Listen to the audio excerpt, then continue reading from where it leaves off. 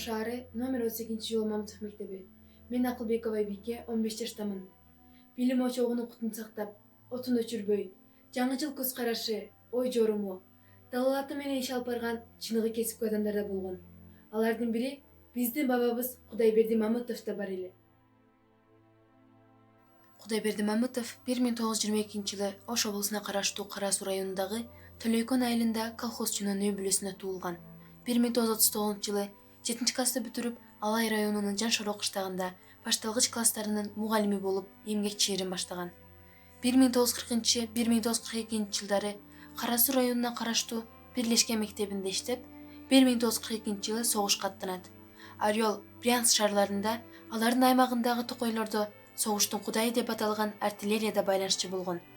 1945-1980 жылдары Пятилетка мектебинде 6 жыл, азыркы Кооператив атындагы орто мектебинде 10 жыл, Кара Суу районундагы номер 18 партсъезд интернатында 2 жыл, Самидин Алкулов мектебинде 17 жыл эмгектенди.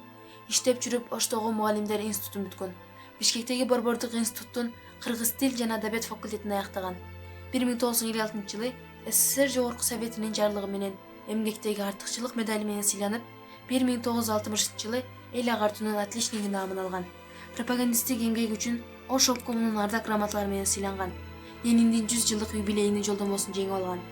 1-даражадагы орден жана ар түрдүү 12 медалдын ээси. Согуштун келсе эсиме, жүрөгүм ыйлайт эзиле. Таш жүрөк адам жок болуп, болбосун согуш жеримде. Кудайдан дайым суранам, токчулук бер деп элиме. Деп тилеп жүрүп, капыстан ооруп калып, 2005 жылдын 14 ноябрында 83 жаш курагында дүйнөдөн кайтты.